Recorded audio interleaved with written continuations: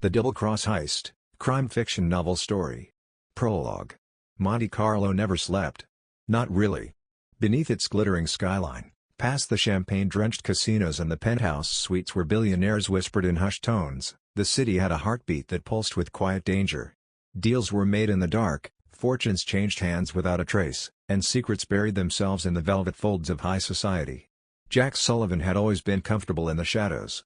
He sat alone in the back of a dimly lit bar, his fingers absently tracing the rim of his whiskey glass. He wasn't drinking, not yet. He never touched alcohol before a job. But tonight wasn't just any job. Tonight, he was about to make the biggest gamble of his life. $50 million. That number had a weight to it. It wasn't just money. It was a ticket out, a chance to finally disappear, to slip into the kind of life men like him never got to live. One last job. One last score.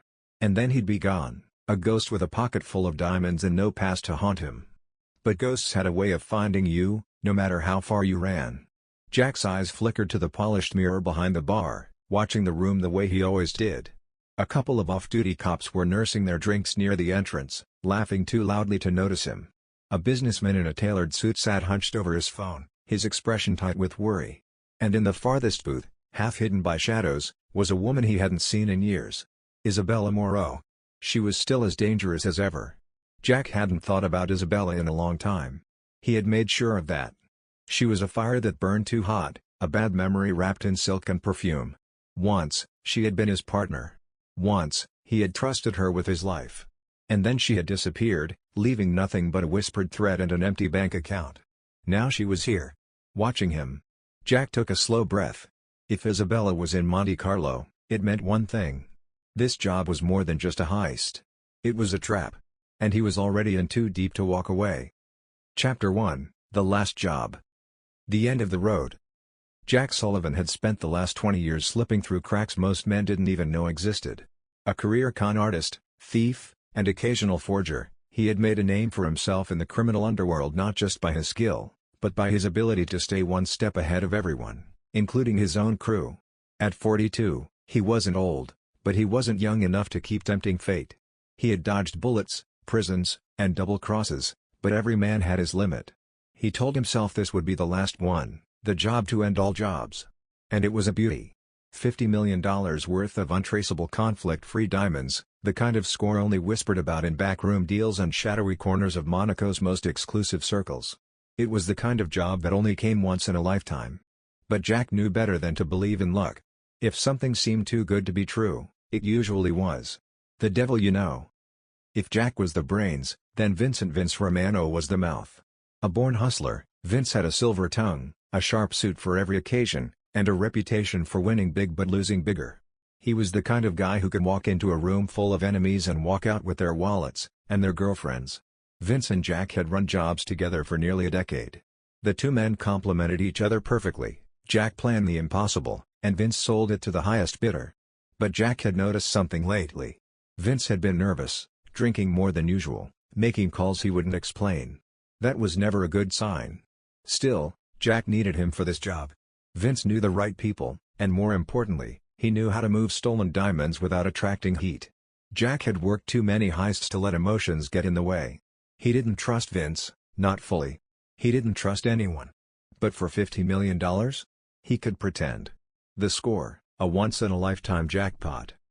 The target was Valentino Lux Bank, a fortress of wealth nestled deep in the heart of Monte Carlo.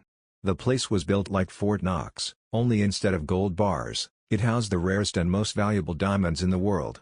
A shipment was coming in. A private collection, insured but rarely tracked, the kind of stones that could disappear without a trace if handled right. Jack had been approached by a mystery client, someone who wanted the diamonds but wouldn't say why. That was a problem. Jack never worked blind. But then the money came through, a $2 million advance, wired into a ghost account. No questions, no negotiations. Someone wanted this job badly. And Jack wanted out of the game just as bad. A ghost from the past. Jack didn't believe in coincidence. Not when a week before the job, he received an unmarked envelope at his safe house in Lisbon. Inside was a single photograph. A woman. Isabella Moreau. Jack hadn't seen Isabella in 8 years. The last time, she had put a knife against his throat and told him she would kill him if they ever met again. She was standing in front of the Valentino Lux Bank. Jack felt a chill crawl up his spine. This wasn't just a job. This was personal. Someone was playing him. But for $50 million? He was willing to play back. End of Chapter 1.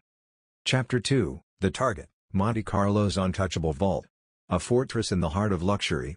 Monte Carlo was a playground for the rich, a city where money wasn't just spent, it was flaunted. It was a world of tailored suits, expensive champagne, and whispers of fortunes made and lost at the roll of a dice. But beneath the glitz and glamour lay a darker reality, one built on backroom deals, hidden fortunes, and the quiet, controlled flow of billions in illicit wealth. At the heart of it all stood Valentino Lux Bank. It wasn't just a bank, it was a fortress of privilege, a place where Monaco's elite stored their most valuable assets. Fine art, rare artifacts, bearer bonds, and most importantly, diamonds. The security was legendary. Steel-reinforced walls with seismic detectors that could detect the slightest movement. Biometric locks that required not just fingerprints but vein pattern recognition. Armed guards, all ex-military, with a 30-second response time to any breach. A fail-safe vault, once locked from the inside, it couldn't be opened for 72 hours. No one had ever successfully robbed it. No one had ever even dared to try. Until now. Inside knowledge from a femme fatale. Jack didn't believe in luck, but he did believe in leverage. And in this game, Isabella Moreau was the closest thing to an ace up his sleeve. Isabella was more than just a beautiful woman, she was one of the most dangerous con artists in Europe. A master of deception, seduction, and social engineering, she could get past any door, break any heart, and walk away without leaving a trace. But Jack knew better than anyone, she was not to be trusted. Their history was complicated. The last time they worked together, it ended in betrayal. She had set him up, left him bleeding in a hotel room in Barcelona, and walked away with $5 million that should have been his. So when Jack saw that photograph of her standing outside Valentino Lux Bank, he knew two things. Isabella was involved in this job. That meant things were about to get very, very dangerous. A heist unlike any other. Most bank jobs followed a simple blueprint: get in, get the money, get out. But this wasn't just a bank. And these weren't just any diamonds. Jack studied the floor plans, security protocols, and guard rotations. He memorized the vault access points and found the weak links in the chain. There was no way to brute force their way in. This heist had to be about deception, not firepower. Which meant one thing. They wouldn't be breaking in. They'd be let in. The ticking clock. The shipment of diamonds was arriving in 3 days. A one-time window. Jack's rule was simple: never go in without an exit plan. But this job was different. The stakes were higher. And Jack wasn't the only one looking for an out. Vince was getting desperate. Isabella was playing her own game. And somewhere in the shadows, someone was pulling all the strings. One thing was certain, this job was going to change everything. For better. Or for much, much worse. End of Chapter 2. Chapter 3, The Crew Comes Together. No job is ever solo. Jack Sullivan knew better than to work alone. A job like this, a high-risk, high-reward heist in one of the most secure banks in the world, required precision, expertise, and above all else, people who could be counted on. The problem? There was no one in the world Jack actually trusted. But trust was a luxury in this business. What mattered was reliability. And right now, Jack needed the best of the best. So, he started making the calls. Eddie the Ghost Malone, the hacker with a grudge. Eddie Malone was a tech genius turned criminal, the kind of guy who could shut down an entire city grid with a laptop and a bag of chips. He had hacked banks, credit agencies, even government networks, but these days, he was more of a gun for hire in the digital world. Jack found Eddie nursing a whiskey in a dingy Berlin bar, surrounded by fake IDs, burner phones, and a pile of bad decisions. "You're still breathing, huh?" Eddie smirked. "Figured someone would have buried you by now." "I get that a lot," Jack replied. "How do you feel about Monte Carlo?" "Expensive." "How do you feel about 50 million in diamonds?" Eddie didn't even blink. "When do we start?" Jack didn't ask why Eddie was so eager. He already knew. Eddie had a score to settle with the European banking system, one that went back years. Something about a betrayal, a burned cover, and a long time in hiding. Jack didn't care. He just needed the job done. Reina Vasquez, the getaway driver with a past. Reina Vasquez had been one of the best wheelmen in Europe, until she ran a job that went south and left her crew dead. She barely escaped with her life, but Interpol had been hunting her ever since. Now, She worked the underground racing circuits in Barcelona, where she was either winning money or making enemies, sometimes both. Jack tracked her down after a particularly vicious street race. He found her sipping tequila in the back of a club, one boot propped up on the table, her leather jacket torn, a fresh bruise on her cheek. "Jack Sullivan," she said without looking up. "Didn't think I'd ever see you again." "Didn't think you'd still be alive," Jack countered. She smirked. "Still fast enough to stay ahead of the bullets." Jack slid a photo across the table, the diamonds, the bank, the target. Raina glanced at it, then back at Jack. "Monte Carlo? You must be insane. You in or out?" She exhaled, staring at the photo a second longer. "I don't trust you, Jack." "Good," he said. "You'd be stupid if you did." She downed the rest of her tequila and grabbed the photo. "Fine. But if this goes sideways, you're driving." Dr. Paul Novak, the master of forgery. Every great heist needed a forger, someone who could create identities out of thin air. That was Dr. Paul Novak's specialty. Once, he had been a brilliant surgeon, a man of respect and power. But one fatal mistake, one cover-up gone wrong, and suddenly he was just another criminal on the run. Jack found him in an underground clinic in Prague, stitching up a drug dealer in a back room. "Jack Sullivan," Novak muttered without looking up. "I should have known you'd turn up eventually. I need clean identities. That's not my business anymore." Jack placed a stack of crisp, untraceable bills on the table. Novak glanced at it. Then at Jack. "How many?" "4," Jack said. "And make them perfect." Novak sighed, finished tying off the last stitch on his patient, then grabbed the cash. "They always are." The cracks begin to show. With the crew assembled, Jack felt the familiar thrill, the buzz that came right before a job like this. Everything was in motion. But something wasn't right. Vince was acting strange, making too many phone calls that weren't about the job. Isabella was nowhere to be found, she had gone dark, which was never a good sign. Jack felt a nagging sense that someone else was pulling the strings. He didn't believe in paranoia. He believed in instincts. And right now, his instincts were screaming. Still, there was no turning back now. The plan was set. The players were in position. And in 3 days, they would either become legends or ghosts. End of Chapter 3. Chapter 4, The Plan, A Game of Misdirection. A job built on lies. Jack Sullivan didn't believe in brute force. Guns were messy. Explosives made noise. The best heists, the ones that left no trace, were built on misdirection, deception, and precision. This wasn't just about breaking into Valentino Luck's bank. It was about being invited in. The plan had to be airtight. One mistake, one wrong move, and they wouldn't just lose the diamonds, they'd be dead before they hit the streets. Jack gathered the team in a safe house in Nice, a rundown villa overlooking the French Riviera. The walls were covered in blueprints, surveillance photos, guard schedules, and escape routes. Jack stood in front of them, his voice calm, his tone sharp. "We're not robbing a bank. We're conning it." Silence. Then a smirk from Eddie. "Now you're speaking my language." Step 1, the inside man. Every heist needed a weak link, and Jack had found one. Meet Emile Laurent, a mid-level security consultant at Valentino Luck's, drowning in debt, divorce proceedings, and a gambling addiction. Jack had been feeding Emile cash for months, letting him believe he was borrowing from a private investor. Now, Emile owed Jack more money than he could ever repay. Which meant he was going to open a door. Not the vault, of course. That would be too easy. Instead, Emile would deactivate a secondary security checkpoint, allowing Jack's team to get inside disguised as a courier service transporting rare jewels. No alarms. No break-ins. Just a normal day at the bank. Step 2, the distraction. Monte Carlo was a city that thrived on excess, and nothing grabbed attention like a scandal.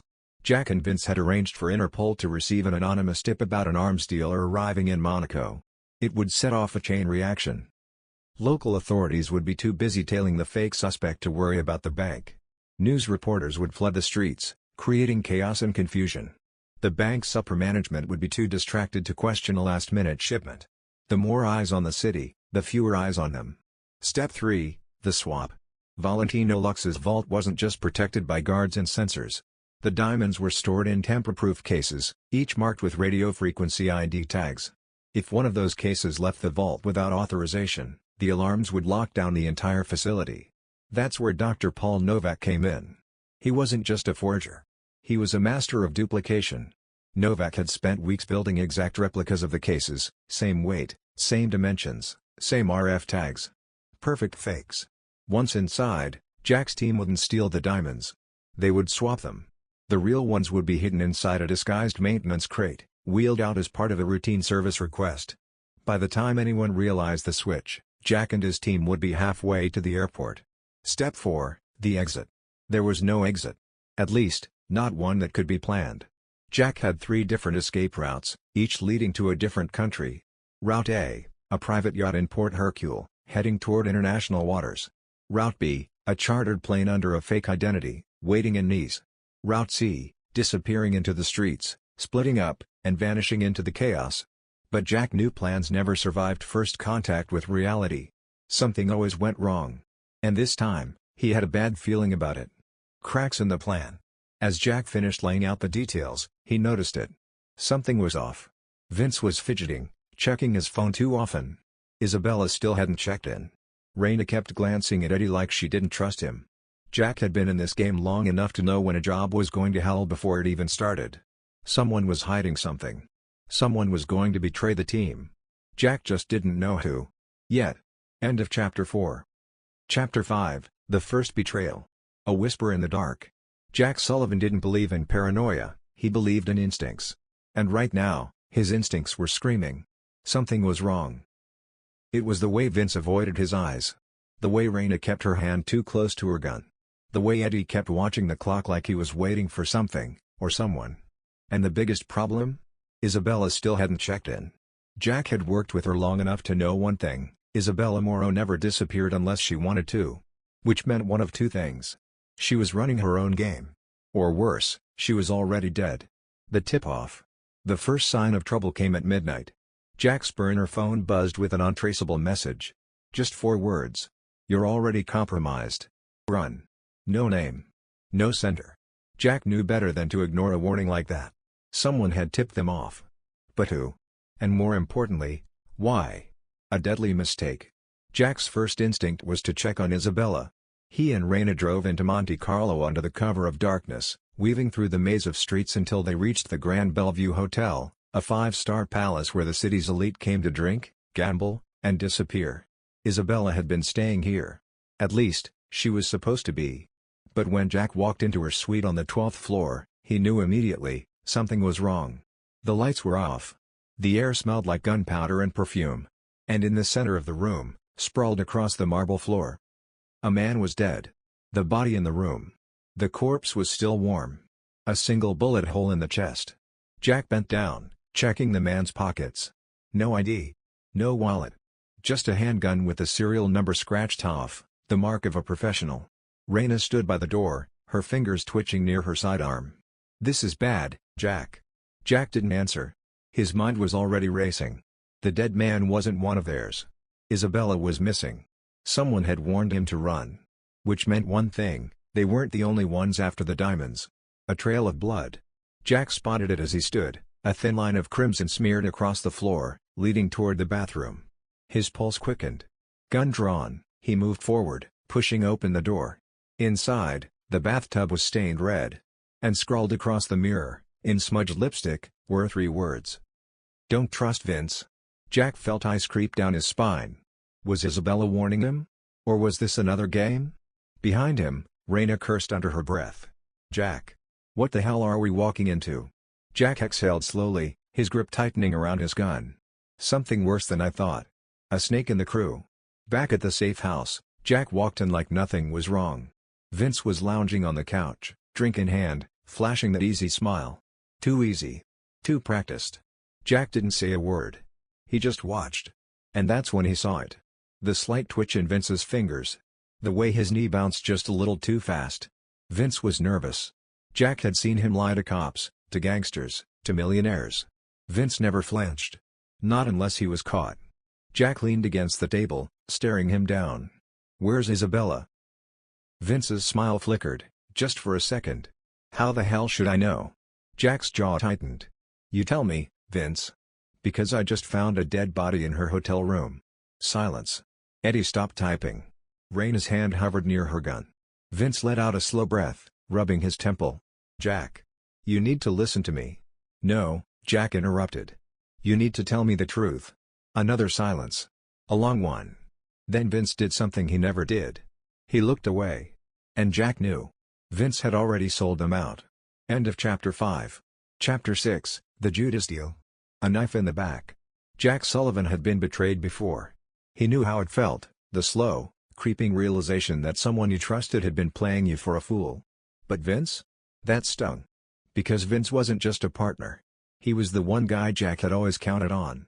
Through jobs gone wrong, bullets that came too close, and deals that turned to dust, Vince had always been there. Or so Jack thought. Now, sitting across from him in the dimly lit safe house, Jack saw the truth in his old friend's eyes. Vince had made a deal. And Jack was about to find out just how deep the knife had been buried. The confession. The room was suffocating with tension. Raina stood near the doorway, arms crossed, eyes cold. Eddie had stopped typing, watching like a man who had just realized he was in the wrong room at the wrong time. Jack leaned forward, voice low and steady. Tell me, Vince. Who are you working for? Vince exhaled, rubbing his temples. He looked at Jack, not with defiance, not with arrogance.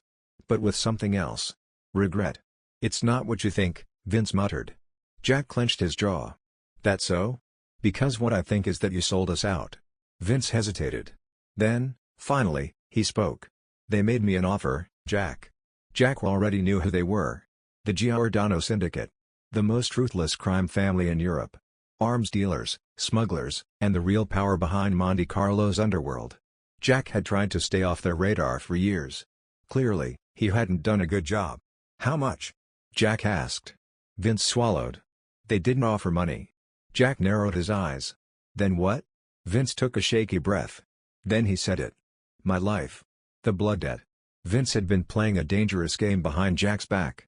A few months ago, he had borrowed money from the Giordanos to cover a bad gambling debt. He figured he'd win it back. He didn't. Now, they owned him. And when they found out he was involved in a $50 million diamond heist, they gave him a choice. Give up Jack. Or die. I didn't have a choice, Jack. Vince's voice was hoarse. They were going to kill me. Jack stared at him, face unreadable. Then he nodded slowly. You always had a choice. The setup. Vince had given the Giordanos everything. The crew's movements. The safe house location. The date of the heist.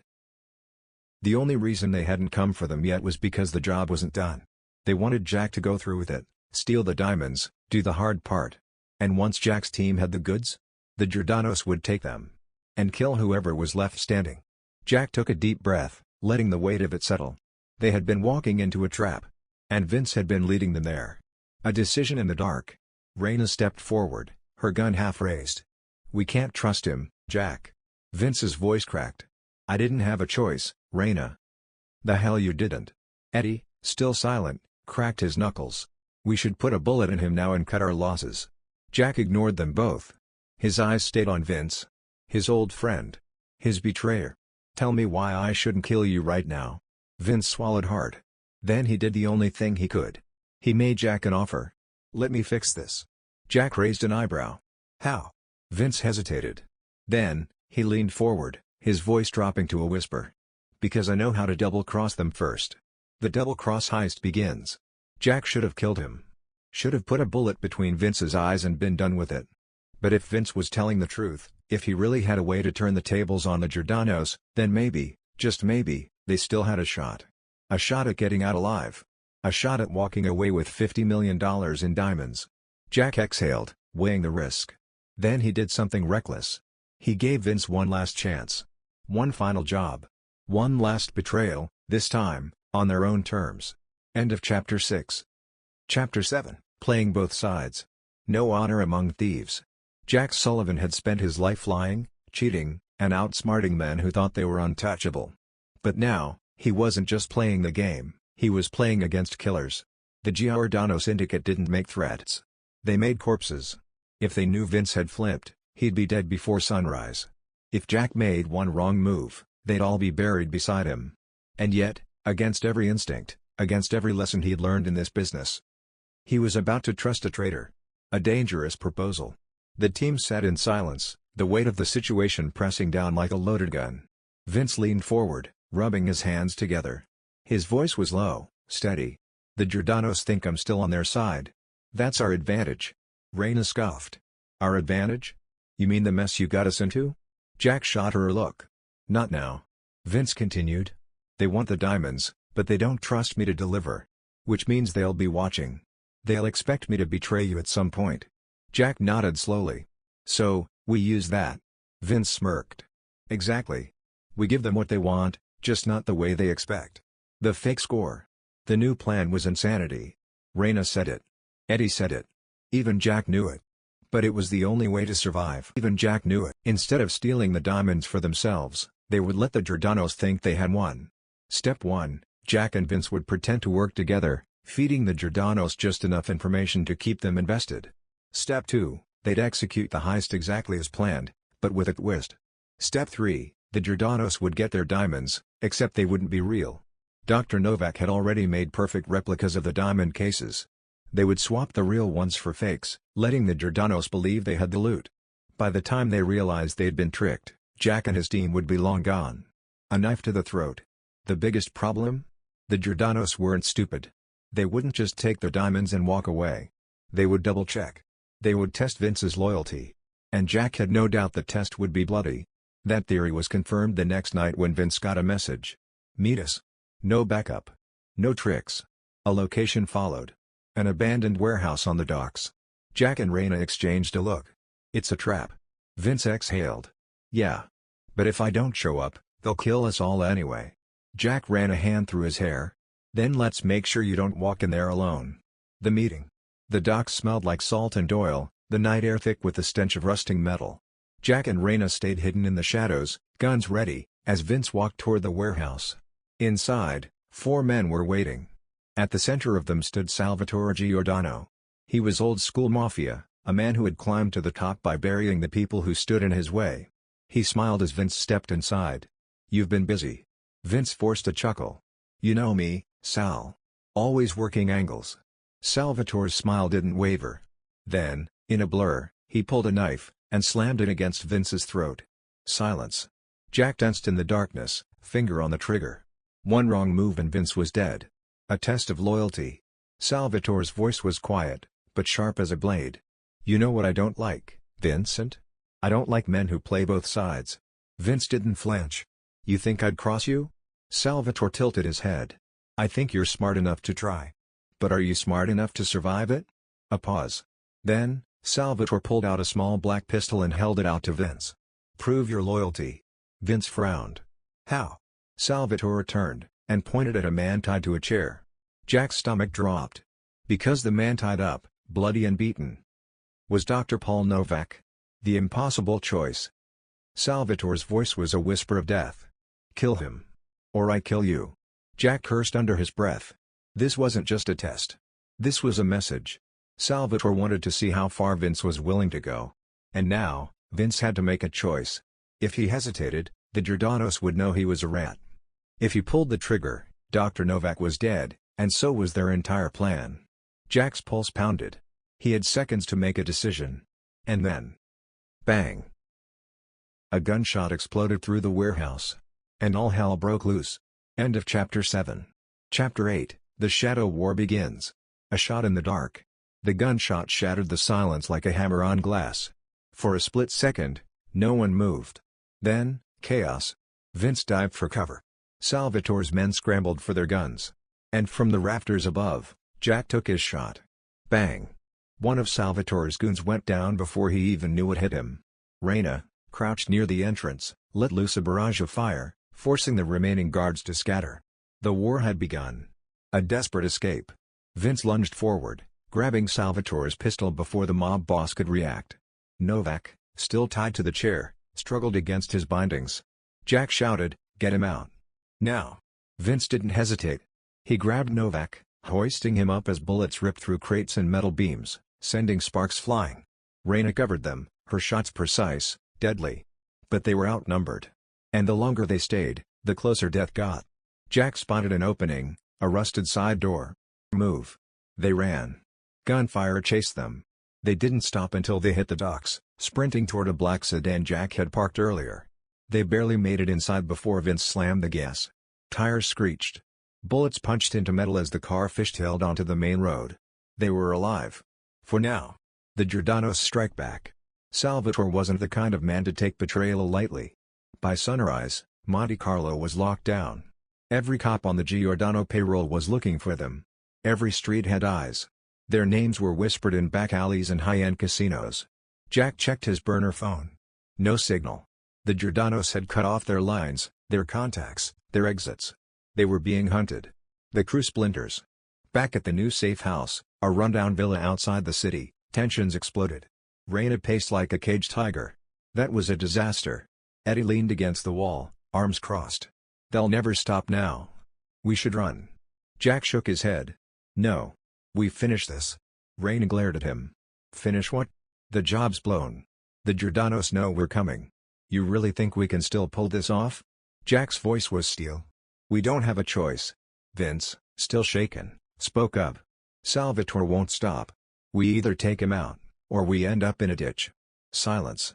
Then, finally, Novak, bruised and exhausted, said what they were all thinking.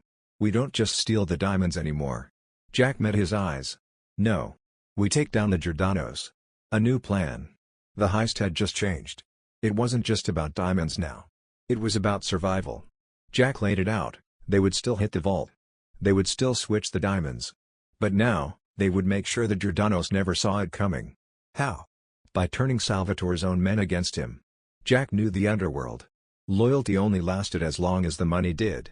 And if they could convince the right people that Salvatore was slipping, they could start a war from the inside.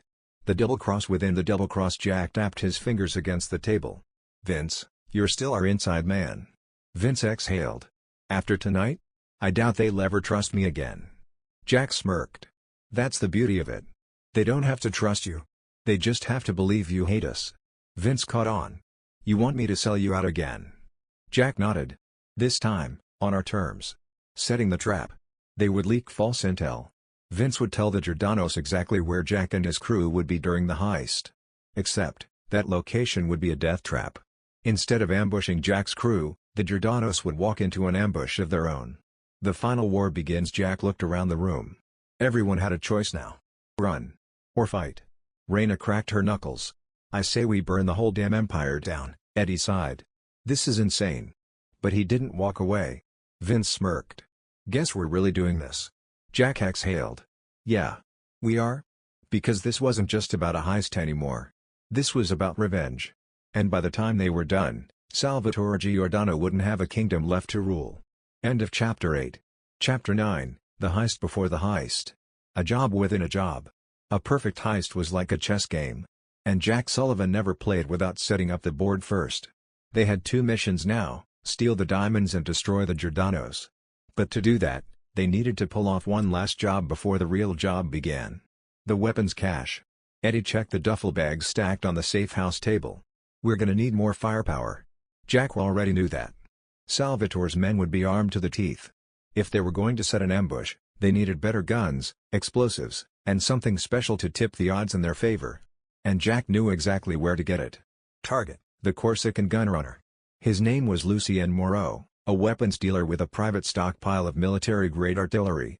He operated out of a luxury yacht moored in the Monte Carlo harbor, guarded by ex-mercenaries.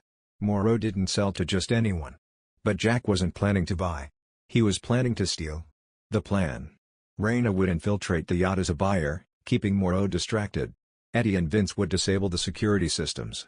Jack would sneak aboard and take the weapons before Moreau even knew he'd been robbed. 1 hour in. 1 hour out. No bodies left behind. At least, that was the plan. The yacht infiltration. Raina played the role of a high-rolling arms buyer flawlessly. She walked onto the yacht in a designer dress, diamonds at her throat, the perfect blend of elegance and danger.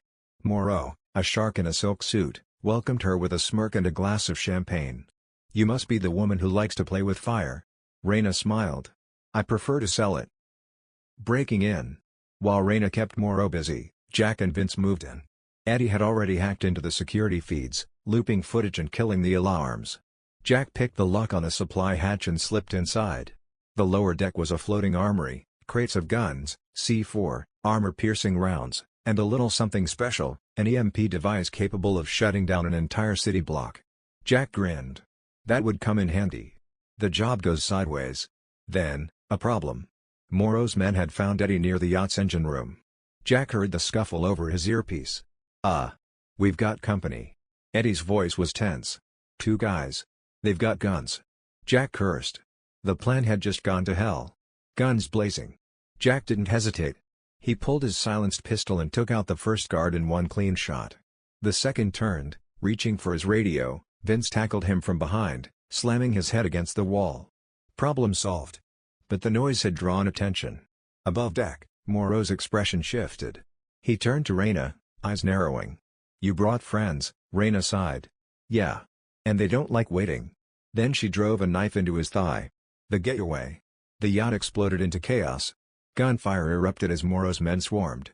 Jack and Vince dragged the stolen weapons toward the dock. Eddie had already hot-wired a speedboat, engine roaring. Reyna sprinted across the deck, dodging bullets, before leaping onto the boat just as Eddie floored it. The heist before the heist was complete. Locking and loading. Back at the safe house, they unpacked their new arsenal. Eddie whistled. "I don't know what I love more, the guns or the fact that we stole them for free." Jack inspected the EMP device. This is our race." Vince frowned. "What's the plan for it?" Jack's grin was sharp. "We're going to turn out the lights on the Giordanos. The setup for the final job." With weapons secured and their plan in motion, everything was set. Vince would sell them out, again, feeding the Giordanos the trap. Jack would lead the heist, executing the diamond switch. The EMP would cut off all power in the district, leaving the Giordanos blind. And when the dust settled, Salvatore Giordano would be finished. Jack leaned back, exhaling. This was it. The final play. And in 48 hours, Monte Carlo would never be the same. End of Chapter 9. Chapter 10, The Grand Deception. The calm before the storm. The night before the heist, Jack Sullivan sat in the dimly lit room of their safe house, eyes narrowed, reviewing the plan one last time. Everything had to go perfectly. There could be no mistakes. Not this time. The Giordanos were smart, ruthless, and merciless. If even the slightest wrinkle appeared in their operation, it would all unravel. But Jack knew one thing, he was the best at what he did. Vince was pacing, nervous energy coursing through him. He knew what he was about to do, betray the Giordanos a second time, but he still wasn't sure he was ready to walk into that fire again. Reyna sat at the table, cleaning her weapons, her face impassive. Eddie was studying the blueprints of the vault they would hit. The sheer scale of the operation still made him uneasy, but he was loyal. And when Jack asked you to pull off a heist like this, there was no turning back. Jack took a breath. Tomorrow night. The Giordanos wouldn't know what hit them. The double cross within the double cross. The plan was simple in theory. Vince would sell them out to Salvatore Giordano.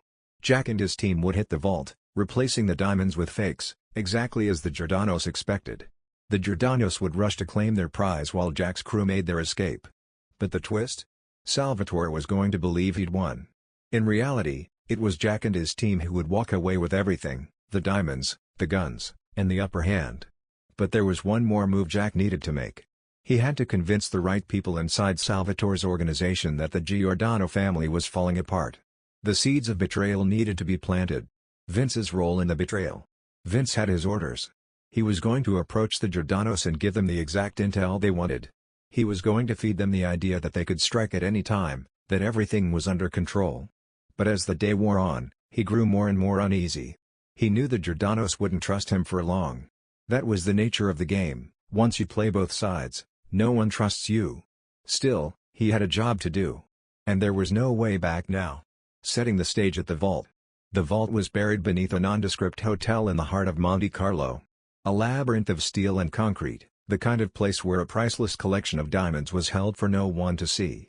Jack had scoped it out for months. He knew its weak points, its blind spots. He also knew the key players involved. Carlos, the vault guard, who could be bribed with enough cash. Felix, the hotel's night manager, who was already on Jack's payroll. The Giordano family, who would arrive, expecting to be handed the diamonds. Everything was in place.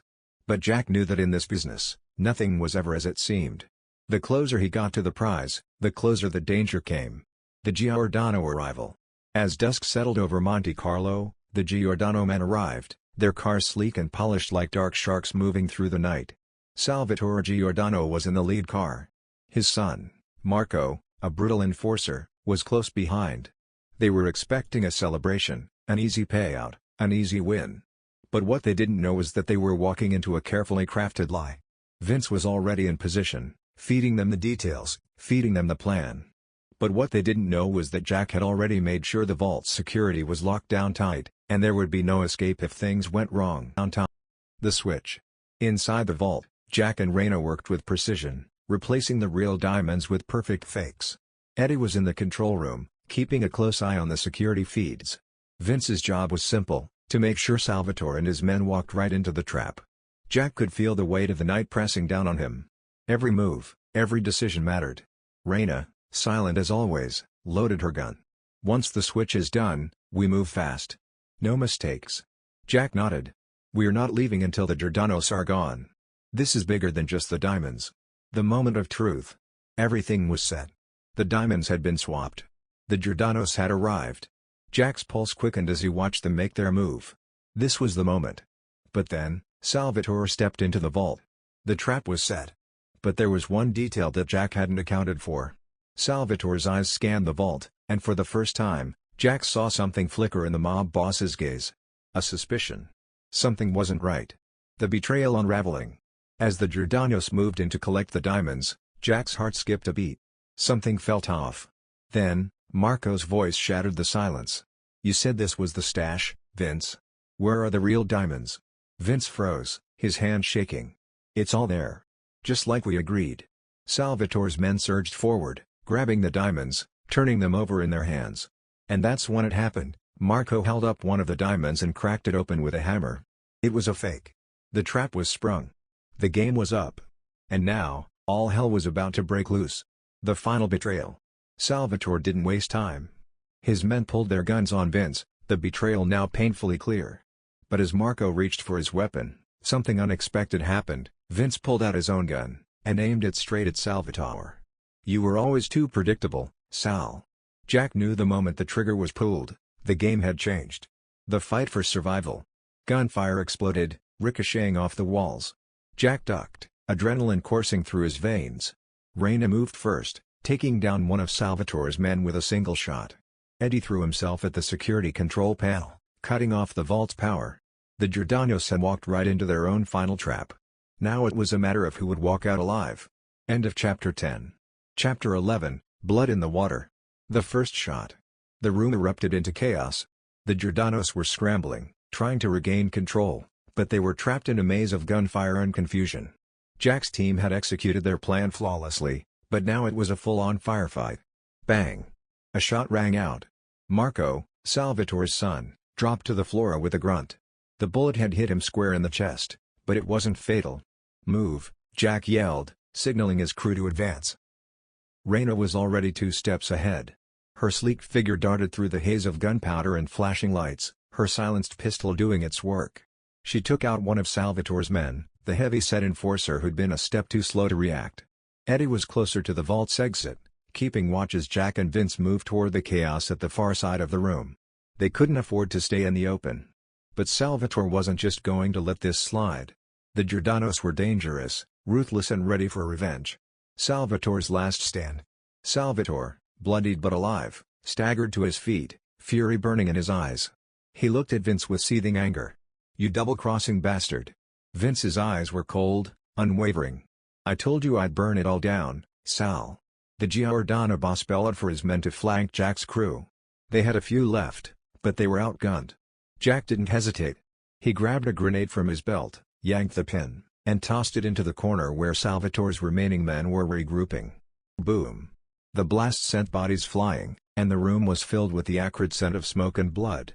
But Salvatore was still standing, his eyes wild with rage. "You think you've won, Sullivan?" he spat. "You've made a grave mistake." Jack smirked, stepping forward with his gun trained on Salvatore's chest.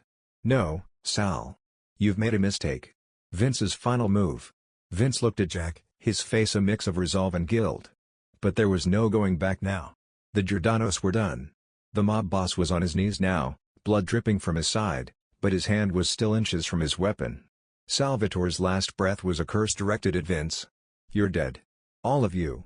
"Not today, Sal," Vince said coldly. walking up and emptying a clip into Salvatore's chest, cutting off the threat once and for all. The silence that followed was deafening. The once feared Giordano family was no more. And Jack knew that nothing would ever be the same again.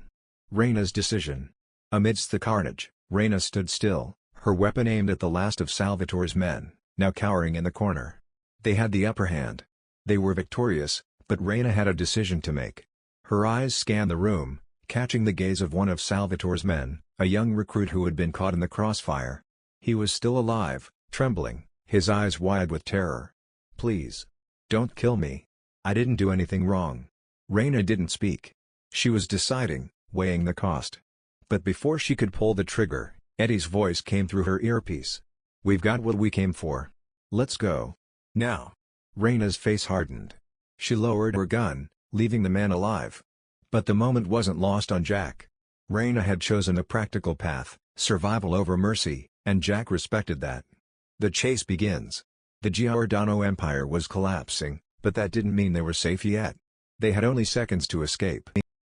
Eddie had already disabled the security alarms, but the police would be swarming the area any moment. "We need to move. Now," Jack barked. They rushed out of the vault, pushing past debris, adrenaline surging through their veins. But the Giordano loyalists were far from finished. A car pulled up outside, and more men flooded into the hotel lobby. It wouldn't be long before they were surrounded. The takedown. With no other option, they fought their way to the exit. Jack took the lead, moving with deadly efficiency. Vince, still sweating, clung to the duffel bag stuffed with the diamonds. He was determined not to let the Giordanos win after everything that had happened. Reina fired cover shots as they sprinted for the getaway vehicles. Eddie, already at the wheel, revved the engine and slammed the door open, waiting for them. Jack was the first to jump into the back seat, signaling the others to follow. "Go." The car lurched forward, tires screeching against the cobblestone. But the Giordanos weren't going to make this easy. They pursued, relentless in their vengeance. "They're right behind us," Eddie shouted, glancing in the rearview mirror. Jack pulled his gun, aiming it at the tires of their pursuers.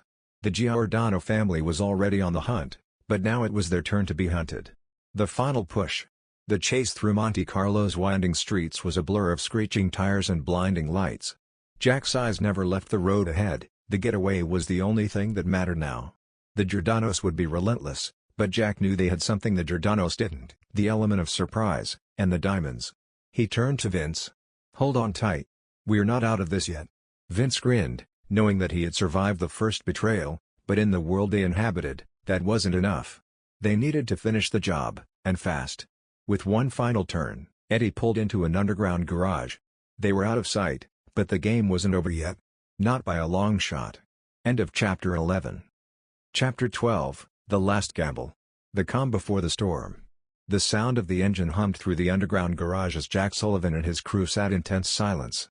The echo of their hurried escape still lingered in the air, the adrenaline slowly ebbing away. But it wouldn't last long. They were hidden for the moment, but Jack knew the Giordanos wouldn't give up easily. He looked around at the team, Reina, Eddie, Vince, and the still unseen weight of the diamonds in the duffel bags beside them. "We've got two choices," Jack finally said, breaking the silence. "We either lay low for a while or we make a run for it." Vince's eyes darted between the bags and Jack's face. "We keep the diamonds, right? We're not walking away from this empty-handed." Jack's lips curved into a grim smile. "You know we're not." "Then we make a run for it," Reina added. Her voice was steady, but there was a dangerous edge. "I say we don't waste time." The decision was made. The unraveling.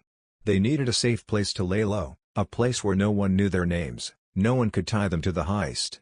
Eddie spoke up, his hands gripping the steering wheel tightly. "I've got a contact in Corsica. It's remote, off the radar. We can stash the diamonds, let things cool off, then sell them when the heat dies down." Jack was already on edge. Time was working against them. They needed to get out of Monte Carlo, fast, but leaving the city meant leaving the chaos behind, and taking more risks.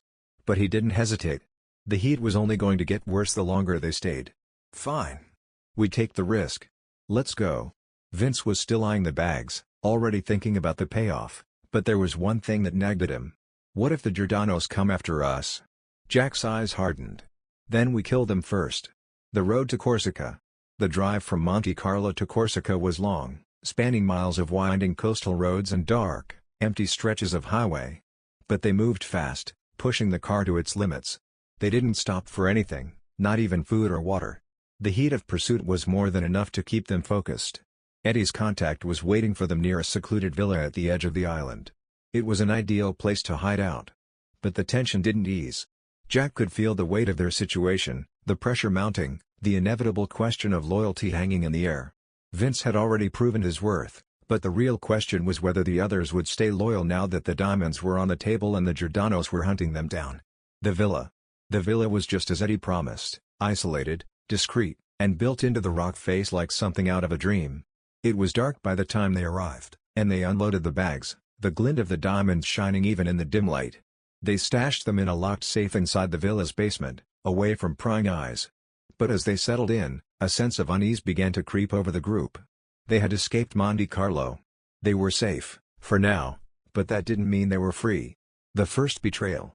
Eddie and Reyna stepped outside, leaving Jack and Vince alone in the quiet of the villa. Jack poured a drink, the smooth amber liquid settling in his glass like liquid gold. He knew this was a moment of reckoning, a moment that would decide everything. Vince was pacing. We should just sell them now. Get out. Leave this life behind. Let's be done with it. Jack's eyes narrowed. You're thinking too small. Vince stopped pacing, looking Jack in the eye. You've always been a step ahead, Jack. But this time, you're playing a dangerous game. Jack swirled his drink, taking a slow sip. I'm not playing a game, Vince. I'm making sure we finish this. But as he turned toward Vince, a flicker of something dark passed across his face. You're not thinking about running, are you? His face. Vince froze, a bead of sweat tracing his temple. His eyes darted to the duffel bag in the corner, to the diamonds within. I'm thinking about surviving.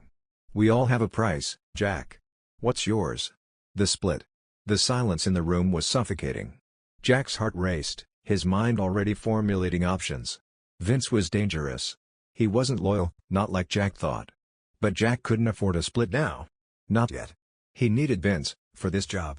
But there was one way to make sure he didn't double-cross him. Without warning, Jack moved. His hand shot to the desk drawer, pulling out a small, black pistol. Vince's eyes widened, but he didn't move. You're not going to kill me, Jack. Not after everything we've done together. Jack's voice was cold. I don't plan on killing you, Vince. But you're about to make a choice. You either stay in the game, or you walk away. And if you walk, you don't get the diamonds. You don't get anything. Vince stared at him for a long moment, the tension unbearable. Finally, he sighed, sitting down heavily. I'm in. For now. Jack nodded, hiding his relief. But he knew this wasn't over. Not by a long shot. The call. As Vince settled into the corner of the room, Jack pulled out his phone. He had one last call to make, one to a trusted contact back in Monte Carlo. He'd done business with this person before, and he needed to know one thing: how fast could the Giordanos track them down? The call went through. Jack didn't waste time on pleasantries. How much time do we have before Salvatore's men come after us? The voice on the other end was calm, professional. A few days at most. They're already working leads. But you're a ghost to them right now. If you leave the island and head south. Jack interrupted. We stay. We don't run. The voice on the other end hesitated, but then spoke again. If you stay, you'll need to trust that we can keep you hidden. There's no turning back once they have a trail. Jack grinned, already weighing the risks. That's why I'm asking. We're not turning back. He hung up the phone, setting it down on the table with a finality that made it clear, there was no turning back now. The gamble. The next few days would be critical. Jack's plan had always been risky, but now it was more than that, it was a gamble. He and his crew had everything they needed, but the Giordanos weren't the only players in the game. And Jack knew that the final move was yet to come. He didn't have a clear picture of what would happen next, but he had to keep moving. There was no safety in this life, no guarantees. And for Jack Sullivan, the last gamble had just begun. End of Chapter 12. Chapter 13, The Final Showdown. Tensions mount. The days in Corsica passed in a haze of uncertainty. Jack Sullivan and his team stayed in the villa, the weight of the diamonds pressing on them like an unspoken truth. Every sound seemed amplified, every shadow, a threat. Jack could feel the tension in the air, thick as smoke. They were waiting, but waiting for what? Vince was on edge, pacing the villa with a look of frustration. We've been sitting here too long, Jack. The Giordanos won't forget about us. They're going to come. Reyna was calm, her eyes calculating as always. They won't find us if we stay smart. But we need a plan, Jack. The clock is ticking. Eddie, usually the quiet one, leaned against the wall, his hand nervously tapping the side of his leg. We've made it this far. But that doesn't mean we've won yet. Someone's bound to slip up. Jack sat at the table, a glass of bourbon in his hand, staring into the amber liquid. The Giordanos were closing in, of that much he was sure. But there was something bigger at play. The diamonds weren't just a prize anymore, they were a trap. His mind raced through the options. They could try to sell the diamonds and disappear, but something told him the deal would go bad. It always did. There had to be another way, another play that would end this once and for all. But where to start? The double cross. As the day wore on, a message came through, a secure text from Eddie's contact back in Monte Carlo. The Giordanos were coming. And they weren't alone. Jack read the message aloud to the crew. They've allied with someone bigger. Someone who wants us dead. The room fell silent. Everyone knew what that meant. The Giordanos weren't just looking for the diamonds anymore. They were looking for revenge, and they would stop at nothing to get it. Who are they working with? Vince asked, his voice tight with suspicion. Jack's face darkened. Someone with connections. Someone we can't trust. And that means we're out of time. We need to move fast. Reyna crossed her arms, her eyes narrowing. So, what's the plan? Jack stood, pushing his chair back with a creak. We set a trap. We don't run from the Giordanos. We make them come to us. And when they do, we'll be ready. Vince shook his head, clearly uneasy. You're talking about bringing the fight to them. You know what that means, right? They won't stop until we're dead. Jack's eyes burned with determination. Then we'll make sure they don't have a chance to stop us. The setup. Jack's plan was simple, yet dangerously risky. They would lure the Giordanos and their mystery ally into a final confrontation, and once the dust settled, they would walk away with everything. But this was no ordinary heist, it was a war. And in wars, there were no guarantees. The first part of the plan was to create a diversion. Eddie would set up fake transactions with a known fence in Monte Carlo, making it seem like they were selling the diamonds. It would get the Giordanos' attention and force them to move. Meanwhile, Reyna and Vince would prepare the villa, setting traps and reinforcing their escape routes. And Jack? He would be the one to pull the strings. The Giordanos wouldn't know what hit them. The mysterious ally. As Jack went over the final details of the plan, he couldn't shake the feeling that something wasn't right. There was too much at stake, too many people involved. The Giordanos weren't the only players in this game. Whoever they'd allied with had the means to make things ugly. And that meant Jack had to think even further ahead. It wasn't long before he learned that the Giordanos' ally was someone he knew, a name he hadn't heard in years, Luca DeSanto. Luca was a former associate, someone Jack had crossed paths with long ago. The man was a master manipulator, with ties to the highest echelons of organized crime across Europe. He wasn't a simple thug. He was a strategist, and that made him dangerous. Jack's gut twisted as the pieces fell into place. Luca wasn't just after the diamonds, he wanted to take down Jack. The first strike. The first part of the plan went off without a hitch. Eddie's false transactions got the attention of the Giordano family, and soon, word spread. They were on the move, headed straight for the villa. The team quickly settled into their positions. Reyna took a high ground position, watching the road with a sniper rifle. Vince kept an eye on the perimeter, ready to defend the villa. Jack waited, his heart pounding in his chest. But as the minutes ticked by, the tension mounted. Something wasn't right. Suddenly, the silence was shattered by the sound of gunfire. Jack's instincts kicked in. It's a trap. They'd been baited. The Giordanos weren't coming alone, Luca DeSanto had sent a small army. Jack grabbed his gun and shouted for the crew to fall back. But it was already too late. The enemy was too close. The battle begins. The villa was under siege. Gunshots rang out as the first wave of attackers poured into the yard. Reyna opened fire from above, picking off the closest men with precision. Eddie dove into cover, using the shadows to his advantage. Vince moved fast, taking out 2 men at once with quick, brutal force. But Jack wasn't just a spectator, he was leading the charge. His eyes locked on the figure he knew was in charge, Luca DeSanto, standing in the doorway of the villa. Luca smirked, his eyes cold and calculating. You really thought you could run, Jack? Jack fired, narrowly missing Luca as he ducked behind cover. I'm not running, Luca. I'm ending this. The battle raged on, and the sound of gunfire filled the air. The turning point. In the midst of the chaos, Vince made a move. He knew Jack's plan, but his own desires had grown. He couldn't resist the allure of the diamonds any longer. He betrayed them all. Vince sprinted to the basement, the duffel bag of diamonds in hand, leaving Jack and the others to fend for themselves. But Jack saw it coming. Vince wasn't just taking the diamonds, he was making sure no one else walked away with the spoils. "Vince," Jack shouted, but it was too late. The final showdown had begun. And this time, it wouldn't just be about survival, it would be about revenge. End of Chapter 13. Chapter 14, The Last Betrayal. A desperate chase. The gunfire echoed in the villa as the chaos continued to unfold. Jack's heart pounded as he sprinted down the hallway, his mind racing. Vince had just made his move. The diamonds, their ticket to freedom, their final payout, were now in the hands of a traitor. He couldn't let Vince get away. Not now, not after everything they had been through. Jack's steps were swift and calculated, every ounce of his years as a seasoned criminal guiding him through the carnage. The sounds of the ongoing gunfight behind him were muffled by the urgency of his pursuit. He knew that he couldn't waste time thinking about the fight. They were outnumbered, outgunned, but still alive. And Vince wasn't going to escape. Vince's motive. As Jack dashed down the staircase toward the basement, memories of the past came rushing back. Why Vince? Why now? For years, Jack had trusted him, had seen him as a loyal partner. But somewhere along the way, something changed. Was it the lure of the diamonds? The money? Or had Vince always been a wolf in sheep's clothing, waiting for the right moment to strike?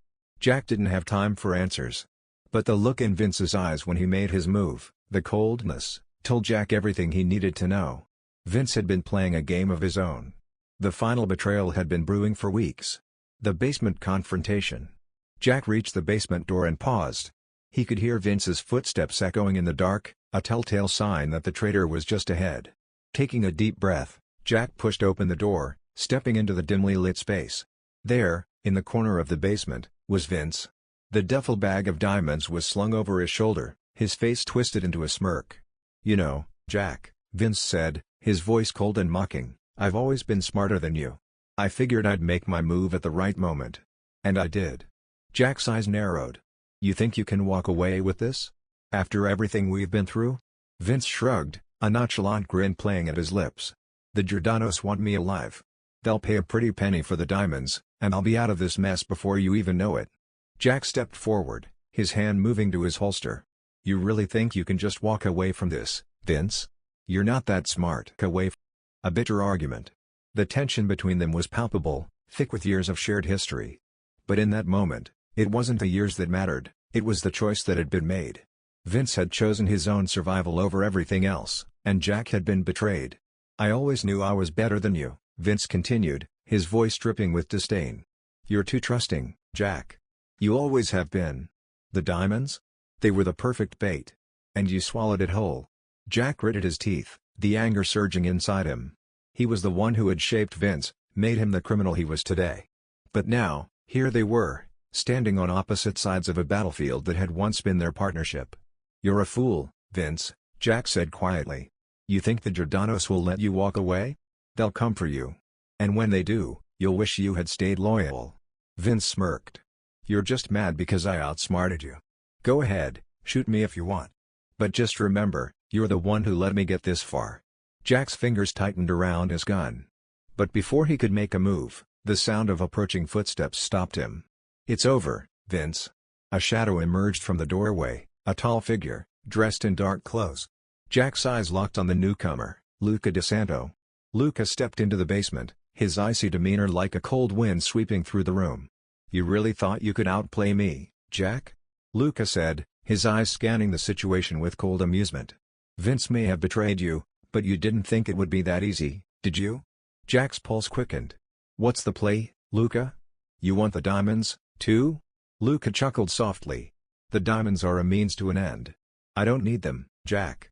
I need you out of the picture. And Vince? Well, he's an asset, for now." Jack's blood ran cold. The real game was just beginning. The final twist. Luca's words hung in the air as the tension escalated.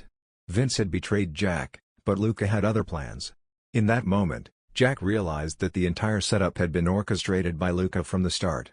The Giordanos, the diamonds, and even the betrayal, it was all a part of a bigger scheme. "You're too late, Jack," Luca said, a sly smile creeping onto his face. "The Giordano's are already on their way. I've got what I need. And you're done." Jack's mind raced. He wasn't just fighting for the diamonds anymore. He was fighting for his life. Without warning, Jack lunged forward, taking cover behind a stack of crates as gunshots rang out.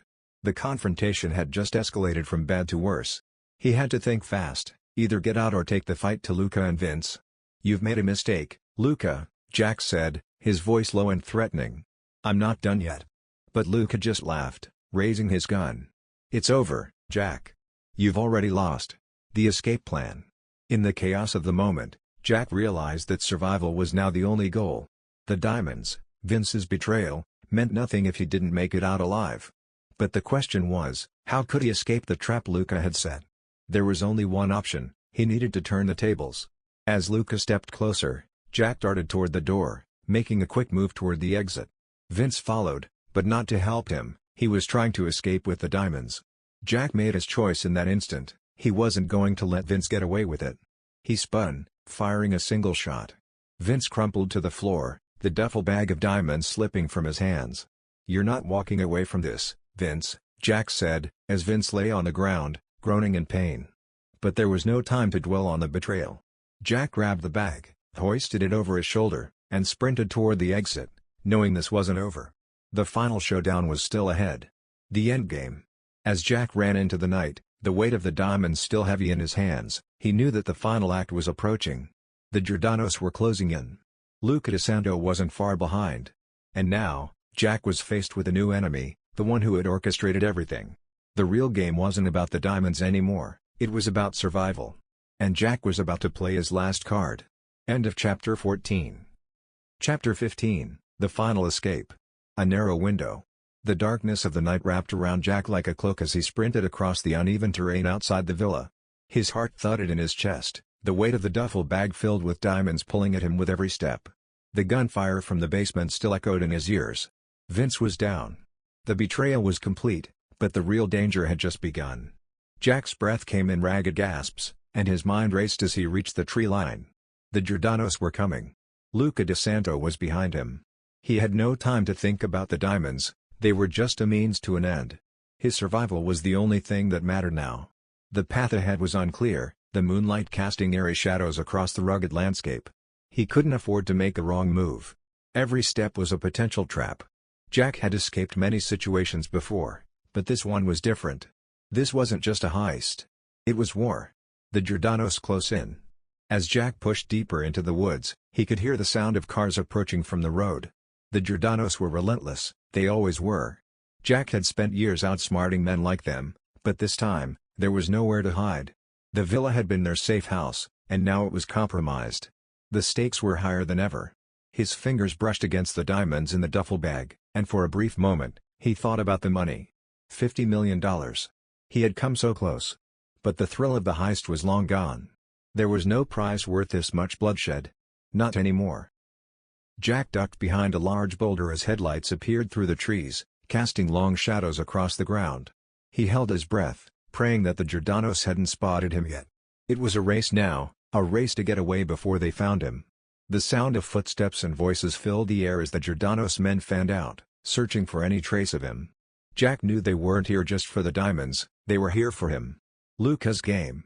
Meanwhile, Luca DeSanto wasn't far behind. Jack could feel the man's presence like a shadow creeping closer. Luca was always in control, always one step ahead. It was his game now. Jack had underestimated Luca. He'd been too focused on the Giordano's and their vendetta to see the bigger picture. Luca was playing everyone. The thought sent a chill down Jack's spine. Luca had orchestrated the entire thing, the betrayal, the double cross, and now he was tightening the noose. He wasn't just after the diamonds, he wanted Jack to suffer. A familiar sound reached Jack's ears, a soft click. A gun cocking. Luca's voice floated through the trees. "You can't run forever, Jack. There's nowhere left to hide." Jack's heart skipped a beat. Luca had found him. But Jack wasn't ready to give up. Not yet. A deadly gamble. He crouched low, clutching the duffel bag tightly as he assessed his options. The Giordano's were close, too close for comfort. But Luca, with his cold precision, was even nearer. Jack's mind worked quickly, and in that moment, he realized the only way out was to create chaos, A distraction that would give him the window he needed to escape. Jack took a deep breath, then did what he did best, he played the game. He pulled out his phone and sent a single text message to Eddie back at the villa: "Get to the road. Now. I need a diversion." Eddie had proven himself to be resourceful, and Jack was counting on him to pull through. There was no time to explain, Jack would have to trust that Eddie would know what to do. Then, without a second thought, Jack pulled the trigger on a flare gun he had tucked into his bag. The flare shot up into the sky, lighting up the darkness for a split second before it exploded into a trail of bright orange light. The sky lit up, the flare leaving a trail of smoke in its wake. It was a beacon. And in that moment, Jack knew that he had just signed his own death sentence, or perhaps, his escape. The desperate chase. The flare lit up the woods, blinding the Giordano's men for a moment. It was enough of a distraction to get them to turn their attention away from Jack. But Luca wasn't fooled. Jack could hear him shouting into a radio, giving orders. But Jack wasn't waiting around. He had a brief moment, a window, to get out of the woods and make it to the road. He took off running, his legs pumping as he pushed himself harder than ever. Behind him, the Giordano's began to regroup, and Luca's voice grew more frantic. "Find him. He's not getting away this time." But Jack was already out of earshot. He sprinted for what felt like miles, his muscles aching with every step. The night air was thick, the cold wind biting at his skin. He had no idea if Eddie would make it, or if the diversion would be enough to keep them off his trail. But he had to trust in the plan. The sound of engines revving reached his ears, and Jack's pulse quickened. Eddie had come through. He was on his way. The final moment. Just as Jack reached the edge of the woods, a black SUV screeched to a halt beside him. Eddie was behind the wheel, his face tense but determined. "Get in," Eddie shouted, and Jack didn't hesitate. He jumped into the passenger seat, slamming the door behind him. Eddie didn't waste time. He floored the accelerator, and the SUV lurched forward, kicking up dirt and gravel as they sped down the narrow road. Behind them, the Giordano's vehicles appeared, too late. They had been caught in the flare's distraction, and now Jack was out of their reach. But as they sped into the night, Jack knew it wasn't over yet. Luca wasn't someone you outran. He would be back, and this time, he wouldn't make the same mistake twice. Jack looked over at Eddie, who was focused on the road ahead, the sound of tires screeching as they took a sharp turn. "We're not safe yet, Eddie. Luca will find us." Eddie nodded grimly. "I know. But at least we've got a head start. And maybe, just maybe, we can outplay him one last time." A plan to survive. Jack leaned back in his seat, the weight of the diamonds still pressing on him, the rush of adrenaline starting to subside. He had escaped the Giordano's for now, but Luca was the real danger. There was only one way out of this: destroy Luca's empire. The only way to win was to cut off the head of the snake. And Jack knew exactly how he was going to do it. This was no longer about the diamonds. It was about survival. And in Jack's world, survival came at a cost. The final heist had turned into the final battle. And Jack Sullivan wasn't done yet. End of Chapter 15. Chapter 16, The Final Play. The calm before the storm. The night had turned eerily silent as Jack sat in the back of the SUV, watching the lights of the city grow dim in the rearview mirror. Eddie drove in silence, the occasional flicker of streetlights illuminating his stern expression. Jack's mind raced, he was still processing everything that had just happened.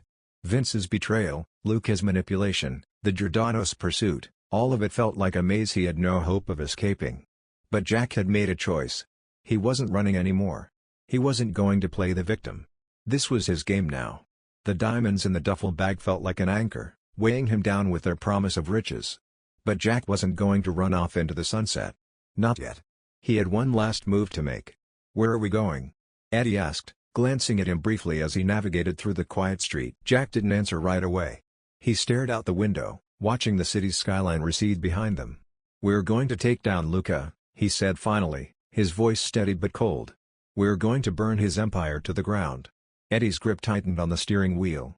"You sure about this? Luca's not some small-time crook. He'll come at us with everything he's got." Jack met Eddie's eyes, his expression hardening. "He's been playing us from the start. We've been following his script this whole time, and now I'm rewriting it. We take him down, and we take everything with him." Luca's Achilles heel. Luca DeSanto was a master at manipulation. He had played the Giordano's, played Vince, and played Jack. But he had a weakness, a blind spot. And Jack had learned enough over the years to exploit it. Luca's operation wasn't just about diamonds and illegal deals. It was about control. He owned businesses, properties, and people. He was connected to everyone, from corrupt officials to shady financiers. But Jack had been inside his inner circle long enough to know one thing: Luca trusted no one. And that made him vulnerable. "Luca doesn't trust his own men," Jack said, his mind already formulating the plan. "That's where we hit him. We turn his own people against him. His right-hand man, Marco, he's been itching for a shot at the throne. We use that. We use his greed." Eddie looked over, his brow furrowing. "You want to bring Marco in?" Jack nodded. "Marco's too smart to stay loyal for long. I've been in enough rooms with him to know he wants more.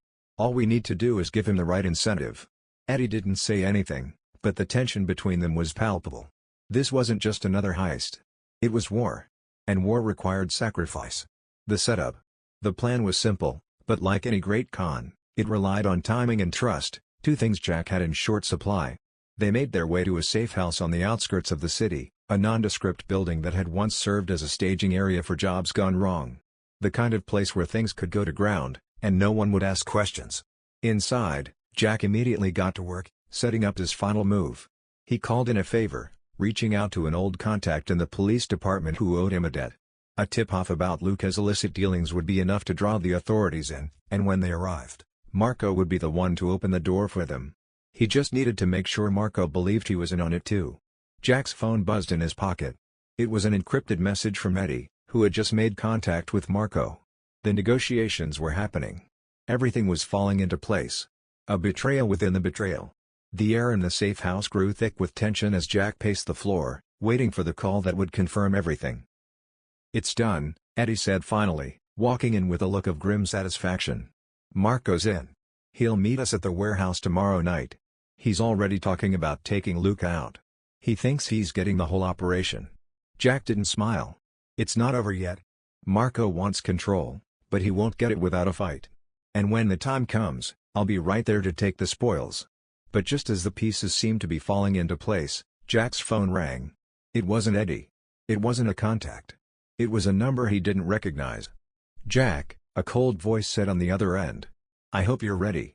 Jack's blood ran cold. It was Luca. Luca had found him. "You think you can outsmart me, Jack?" Luca continued, his voice laced with venom. "You're nothing but a pawn.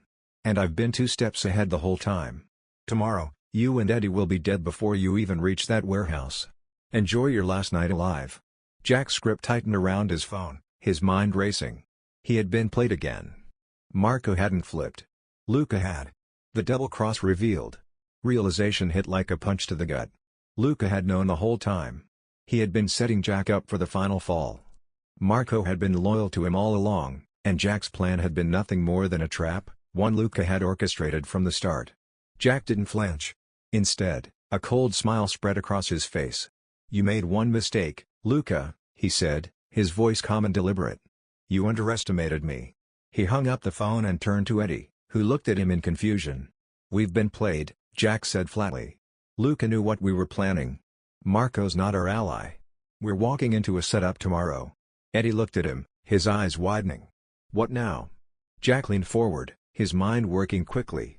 "Now we flip the script. We make Luca think we're done, make him think we're walking into his trap. But we'll be waiting for him on the other side." Jack's fingers drummed on the table. The game had changed. They weren't just trying to take down Luca anymore, they were trying to survive. And if they were going to make it out alive, they would have to use everything they had. Jack Sullivan wasn't just playing for the diamonds anymore. He was playing for his life. End of Chapter 16. Chapter 17, The Final Confrontation. The calm before the tempest. The following day was a blur of planning and tension. Jack sat in the dimly lit room of the safe house, the map of the city spread out before him, the warehouse circled in red. Tonight was the night. Tonight, everything would either fall into place or unravel completely. Jack's fingers drummed nervously on the table, but his expression was impassive. The stakes had never been higher. If he succeeded, he would walk away with everything: control, freedom, and the diamonds. If he failed, it would be the last heist of his life. Eddie moved about the room, checking weapons, gathering gear, and making sure everything was set. The tension between the two men was palpable. Jack's mind was elsewhere, piecing together the many layers of lies and treachery that had been building up for months. Eddie, on the other hand, was preparing for the inevitable, as ready as he could be for what was to come. They knew Luca would expect them to make a move tonight. They would have to be ready for him to strike first. Jack had made sure that the authorities were already en route to the warehouse, a tip-off designed to keep Luca's men on edge. They would be distracted just long enough for Jack and Eddie to slip in unnoticed. "We move in 30 minutes, Jack said finally, looking up at Eddie. "You ready?" Eddie met his gaze, his expression steady. "Always." "You've got a plan, right?" Jack smiled thinly. "It's a plan of survival, Eddie. That's all we need right now." The warehouse. The warehouse loomed ahead as they approached in the black SUV, its exterior imposing and cold under the dim light of the street lamps.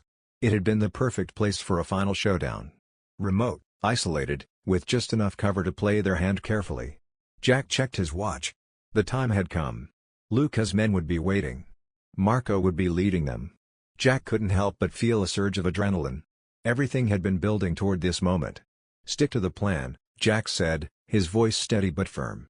"We go in, we grab Marco, and we make sure Luca knows we're still in control. Once we've got Marco, we'll be the ones calling the shots." Eddie gave a sharp nod.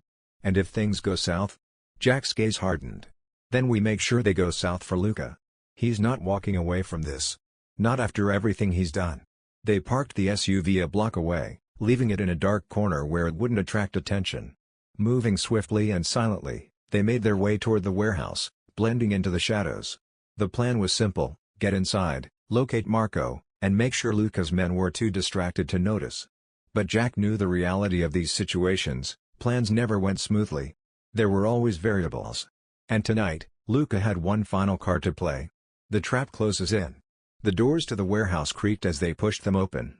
The smell of oil and metal filled the air, and the sound of their footsteps echoed loudly in the otherwise silent space. Jack and Eddie moved cautiously, their eyes scanning the shadows, anticipating the worst. Jack signaled Eddie to split up. They'd cover more ground this way. The warehouse was large, nearly empty except for a few crates and barrels stacked haphazardly. It was the perfect place for a final confrontation. As Jack moved deeper into the space, he heard voices. Marco's men. They were too distracted, too busy trying to figure out who had tipped off the police. Jack's heart pounded in his chest.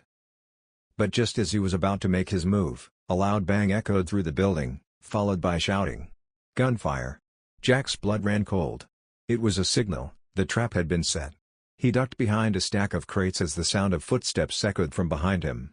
He wasn't the only one in the warehouse anymore. Marco's men were closing in, guns drawn. Jack had expected Luca to play dirty, but he hadn't anticipated this kind of setup. Marco had double-crossed him, just like he had double-crossed Luca. The entire warehouse had been rigged to catch them in a crossfire. The chaos unleashed. Jack's mind raced. He couldn't take on all of Luca's men alone, not without an escape route. But there was no turning back. The diamonds had to go. This wasn't just about revenge, it was about ending the cycle of manipulation and bloodshed that Luca had started. "Eddie," Jack hissed, his voice low but urgent. "Get to the north exit. We're splitting up. Take Marco with you if you can. I'll deal with Luca's men." There was a moment of silence, followed by the sound of Eddie's footsteps fading into the distance. Jack gritted his teeth, then made his move. He drew his weapon, careful to stay out of sight as Marco's men moved past. They were tense, distracted by the gunfire from the other side of the warehouse. Jack didn't hesitate. He moved quickly, silently, and as one of Marco's men passed by, he struck. The shot was clean. The man dropped without a sound. Jack grabbed the gun and pressed it to his side as he moved to the next corner. His heart pounded, but his mind was sharp. He was on the hunt now. There was no escape.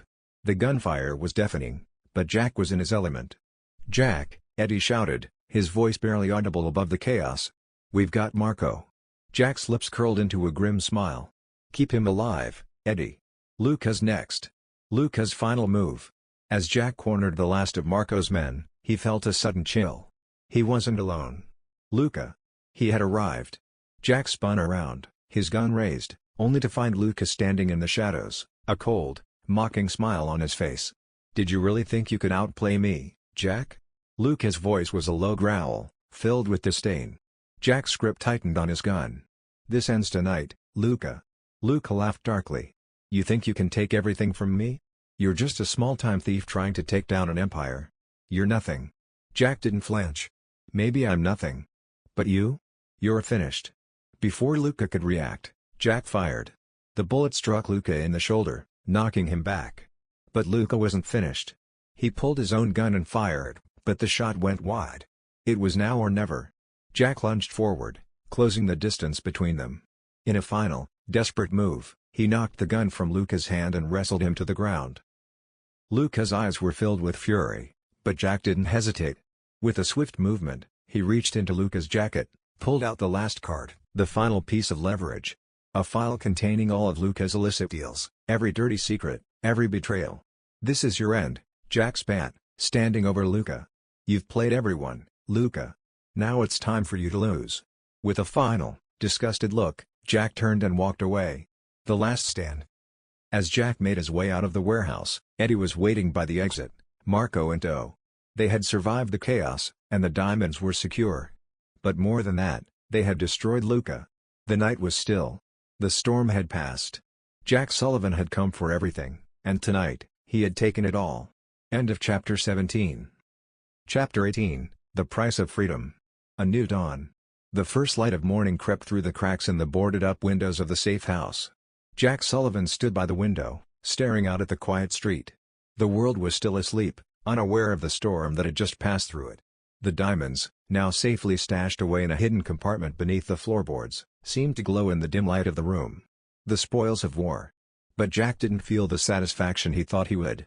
He wasn't reveling in his victory. Instead, a sense of emptiness gnawed at him. "Is this it?" he thought to himself. "Is this what I've been chasing all these years?" Behind him, Eddie moved about the room, his hands still twitching from the adrenaline of the night's events.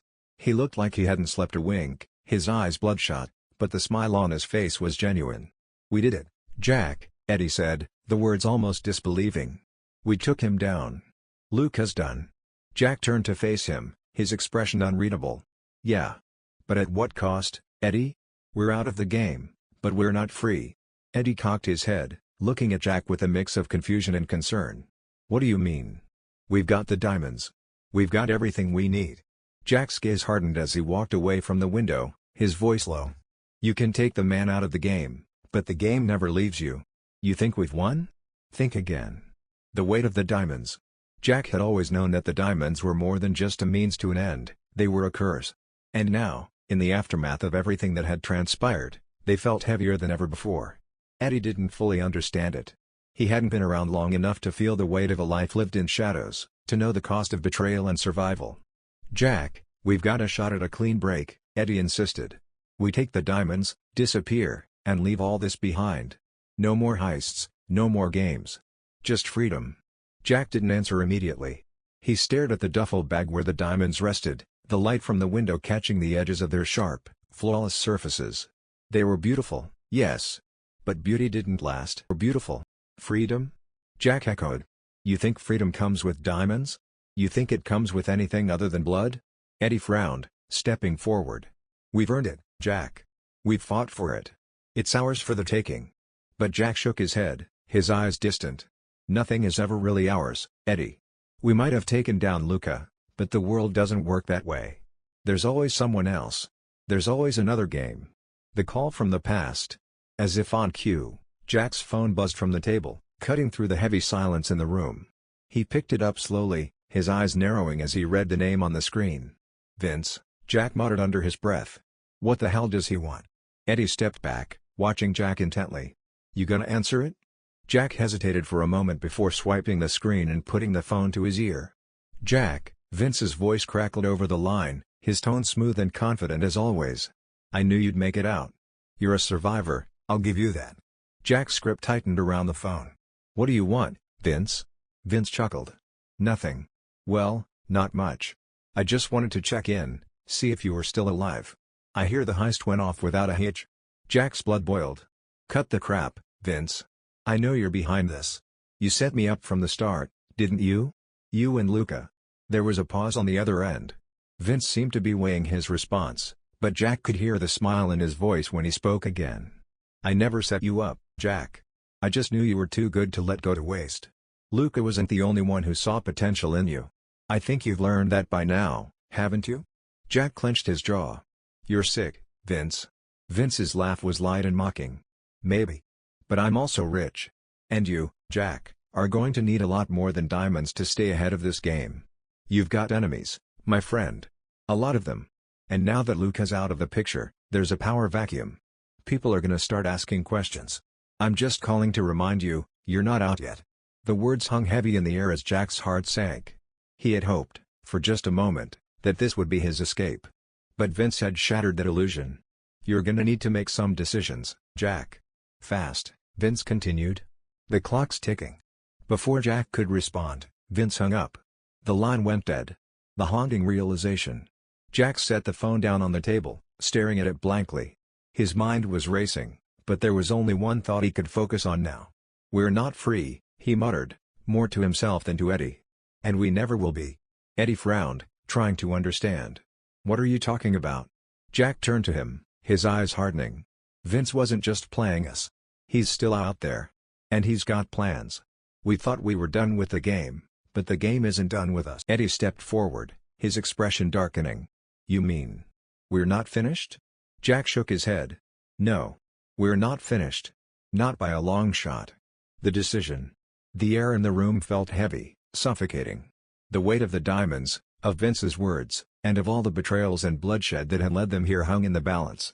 Jack was faced with a choice that would shape the rest of his life. Walk away. Or stay in the game. The diamonds were still there, waiting. But they were no longer just a ticket to freedom, they were a reminder of everything that had gone wrong. Jack knew what it would cost him to keep playing. But he also knew that leaving the game wasn't an option. The world didn't let you walk away. Not when you were as deep in as Jack Sullivan was. He picked up the phone again, his fingers trembling for the first time in years. He knew who he had to call. "I'll handle it," he said, his voice cold. "But we're not leaving without a fight." End of Chapter 18. Chapter 19, The Final Gamble. A dangerous alliance. The phone call had been brief, but it had made everything clear. Vince's shadow loomed large, but Jack knew that he couldn't take Vince on alone. The game had changed, and now it was time to make one final gamble. Jack's fingers drummed anxiously on the table as he paced the room, weighing the situation. The diamonds were locked up, and his nerves were on edge, but his mind was already spinning, thinking about how to survive the next few moves.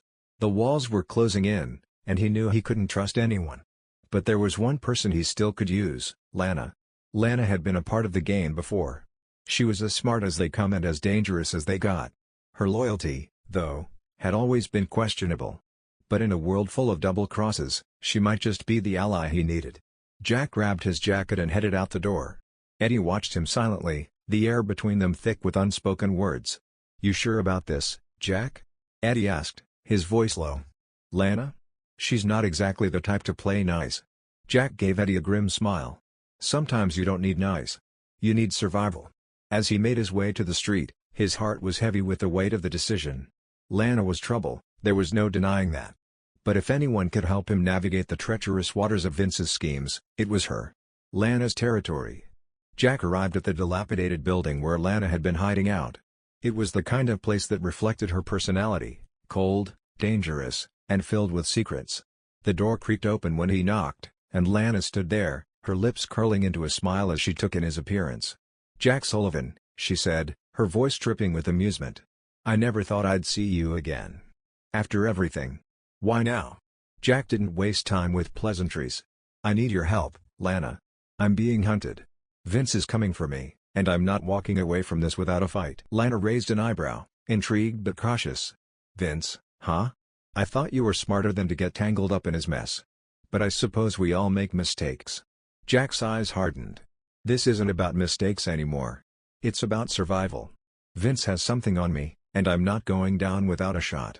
Lana stepped aside, letting Jack in. "I'm listening. But don't expect me to do this out of the goodness of my heart." Plans within plans. Once inside, Lana's apartment was as Spartan as ever, just a few pieces of furniture, a table with a map, and a laptop open on the desk. Her mind worked like a well-oiled machine, and her ability to plan was unrivaled. Jack could see it already, this was the person he needed on his side. "Vince isn't just after you, Jack," Lana said, leaning over the map. "He's playing the long game. This isn't just about revenge, it's about control. He wants the entire city under his thumb, and you're just the first piece in a much bigger puzzle." Jack's eyes narrowed. "What do you mean? What's his endgame?" Lana tapped a series of locations on the map, her fingers tracing the lines as she spoke. Vince has made some deals with people in high places. Cops, politicians, even businessmen. It's not just about the diamonds, he's planning a power grab.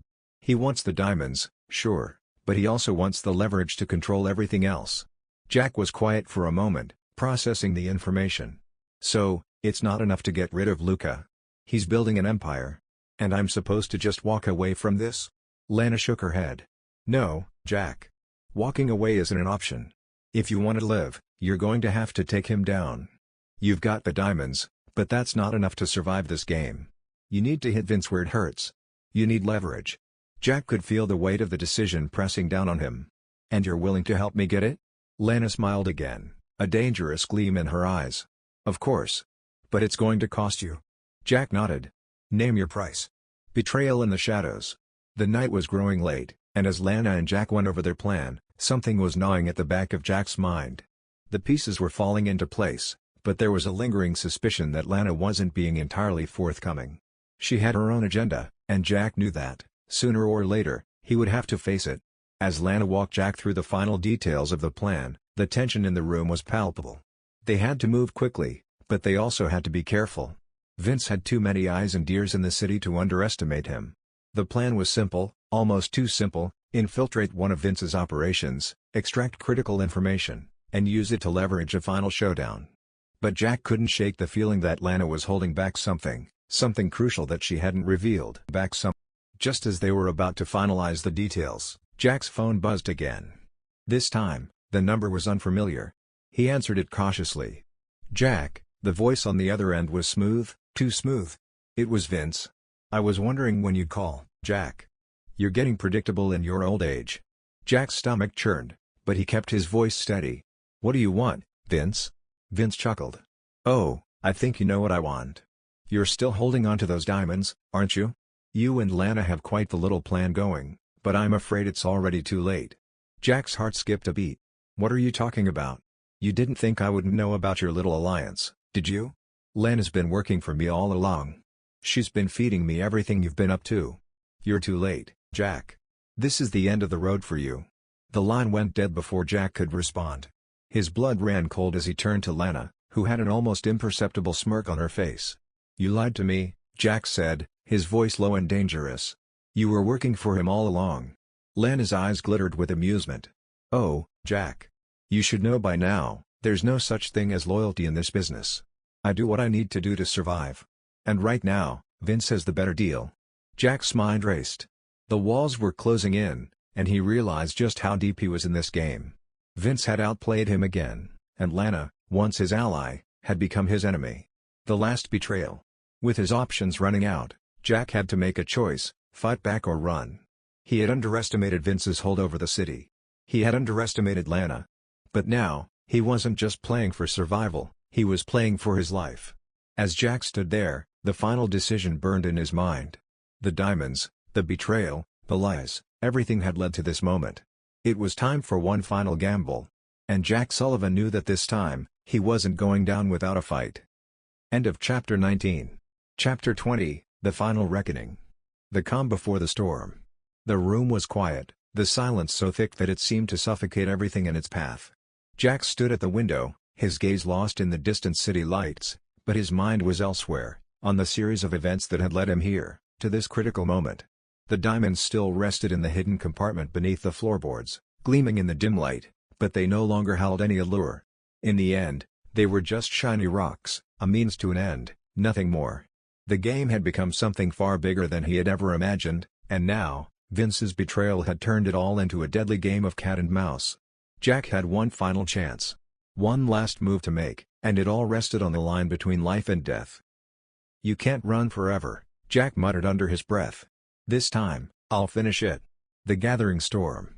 Outside, the wind howled as storm clouds gathered on the horizon, a perfect reflection of the chaos Jack was about to face. The city felt like it was holding its breath, waiting for the inevitable to unfold. Eddie, who had been pacing the room for what felt like hours, finally stopped and looked Jack in the eye. This is it, huh? No more running. Jack didn't answer at first. He turned away from the window and walked over to the table where Lana had laid out the plans. But now, they seemed useless. Vince was already 2 steps ahead, and he wasn't the only one Jack had to worry about. The web of betrayal had spread further than he realized. "I can't trust anyone," Jack muttered, running a hand through his hair in frustration. "Lana. Vince. Everyone's playing their own game, and I'm stuck in the middle." Eddie placed a hand on Jack's shoulder, his expression grim. "You know what you have to do. Cut them all loose. Take them out first, then take Vince down. But you have to move fast." Jack nodded, the plan beginning to crystallize in his mind. It was dangerous, reckless even, but there was no other choice. Vince wouldn't stop until he was dead, and Lana would sell him out the moment it suited her. The setup. Jack wasn't alone anymore. He had Eddie, but Eddie wasn't enough. Jack needed to hit Vince where it would hurt the most, and he needed leverage. It wasn't just about getting the diamonds back, it was about surviving the storm that was coming for him. The first part of the plan was simple enough: lure Vince into a trap. The key was knowing Vince's ego. He thought he was untouchable. He thought he had everything under control. But that was the mistake Jack would use to his advantage. Jack set up a meeting with Vince, using Lana as the messenger. She didn't know that Jack had already anticipated her betrayal. In the end, she was just another pawn in the game. The plan was to get Vince to the old warehouse on the outskirts of the city. It was a place Vince had used for his shady deals in the past, and it would be the perfect place for Jack to make his stand. He'd have the diamonds as bait, and he'd make sure Vince's men knew they were walking straight into a trap. Jack wasn't stupid, he knew Vince would have his own men watching, so he made sure to use the warehouse's familiar layout to his advantage. It would be a closed space, no escape, no way out once Vince walked in. And when he did, it would be game over. The confrontation. The night was thick with tension as Jack and Eddie set up the final pieces of their plan. The rain began to pour, the sound of it tapping against the roof like a drumbeat of fate. "You sure about this, Jack?" Eddie asked, his voice tinged with nervousness. "We're walking into a lion's den." Jack smiled, though it was a tight, grim expression. "I've been walking into lions' dens all my life, Eddie. This time, I'm the one with the teeth." With everything in place, Jack stood by the shadows, waiting for Vince's arrival. The seconds felt like hours as they ticked away. Every noise, every movement made him jump, his nerves razor sharp. But he didn't flinch. He couldn't afford to. Suddenly, headlights sliced through the darkness, the sound of a car screeching to a halt outside the warehouse. Jack's heart raced as he checked the positioning of his men. Vince's goons were already inside, scattered throughout the building. Everything had to go as planned. The door creaked open, and in walked Vince, his usual smug confidence radiating from him. He was followed by several of his men, all armed and ready for whatever Jack might throw at them. "Jack," Vince said, his voice dripping with amusement. "I thought you'd be dead by now. You always were a cockroach." Jack didn't move. He stood tall, the shadows hiding the dangerous glint in his eyes. "You're the one who's about to get squashed, Vince. You don't own this city. Not anymore." Vince's eyes narrowed, his hand subtly moving to his side, where his gun was holstered. "You think you can stop me? You're already out of the game, Jack. You don't get to make the rules anymore." Jack stepped forward, pulling out his own weapon. "I'm not out, Vince. Not yet." The firefight. The air exploded with gunfire as the tension snapped like a taut wire. Shots rang out in all directions, ricocheting off the walls as both sides exchanged fire. Jack's heart pounded in his chest, his instincts taking over as he ducked behind cover, his fingers steady on the trigger. Vince's men were good, too good, but Jack was better. He moved with precision, taking them down one by one. Eddie was right by his side, keeping the pressure on, making sure they weren't overwhelmed. But the situation was quickly turning in their favor. "This ends now," Jack shouted over the chaos. Vince's voice cut through the noise, filled with rage. "You think you've won? You think you can just walk away from this?" Jack didn't answer. He was already moving, using the smoke and confusion to close the distance between him and Vince. The final showdown. As the dust settled, the warehouse fell eerily silent. Vince was cornered, his back against the wall, a look of disbelief on his face as he slowly raised his hands in surrender. "I gave you everything, Jack," Vince hissed, his eyes wild with fury. "And this is how you repay me?" Jack's voice was cold and final. "You never gave me anything." In that final moment, Jack had the chance to end it all. To pull the trigger and put an end to the man who had haunted him for so long. But something inside him hesitated. Vince was done. His empire was crumbling. Jack didn't need to kill him, not now. Vince had already lost. Jack holstered his gun, his voice low and decisive. "You're done, Vince. This is the last job. With one final look at the broken man in front of him, Jack turned and walked away, leaving the past behind him. The game was over. End of Chapter 20. Epilogue, A New Dawn. The Price of Freedom. The early morning light filtered through the blinds, casting long shadows across the room. Jack Sullivan stood by the window, watching as the first rays of the sun stretched across the horizon. It was a new day, and for the first time in a long while, he felt like he could breathe again. The city was waking up, oblivious to the storm that had just passed. The chaos, the lies, the betrayals, they were all behind him now. The game had been played, and in the end, Jack had emerged victorious. But victory had a price. It always did. Jack ran a hand through his hair, his eyes reflecting the exhaustion and relief that tugged at him. He had been living on borrowed time for too long, always one step ahead, always watching his back. Now, for the first time in years, he didn't feel the weight of a target on his back. For the first time in years, he was free. But the diamonds, the money, the power, they didn't matter anymore. What he had wanted all along was something simpler, peace. A life without constant fear, without the relentless pursuit of a next score. And now, he had it. Or at least, he thought he did. A life unwritten. In the days that followed the final showdown, Jack had disappeared from the streets. He had no reason to stay, nothing that tied him to the world he once knew. The shadows of his past were long, but they were finally beginning to fade. He had sold off the diamonds, the fortune that had once consumed him, and disappeared into the obscurity of a new life. Jack had a new identity now. A new name. He had no interest in running cons anymore. The thrill, the rush, it was a distant memory, one that didn't hold the same allure it once did. What mattered now was living a life free from the lies, free from the scheming. A life where he could finally put down the mask he had worn for so long. But Jack knew that peace, true peace, was never guaranteed. The world didn't change just because he had. There would always be new players, new games to play. But for now, he was content to let the world turn without him, watching from a distance as his own chapter closed. The road ahead. On the quiet stretch of road outside the city, Jack drove alone, his hands resting lightly on the wheel. The hum of the engine was the only sound in the car. Behind him, the city sprawled, its lights now nothing more than a distant blur. Jack knew that he was leaving it all behind, the danger, the games, the betrayals. He had taken his last gamble, and now it was time for something new. Somewhere along the way, he had learned that there were no real winners in this world, just survivors. And survival, Jack had realized, was a game that couldn't be played alone. His thoughts wandered back to Eddie, the loyal partner who had stayed by his side when no one else would. It had been Eddie who had made the final decision, the one who had been there when Jack had needed someone to trust. The truth was, without Eddie, none of this would have been possible. He thought about Lana too, about the dangerous woman who had been both a friend and an enemy, a wild card in a game she played with no rules.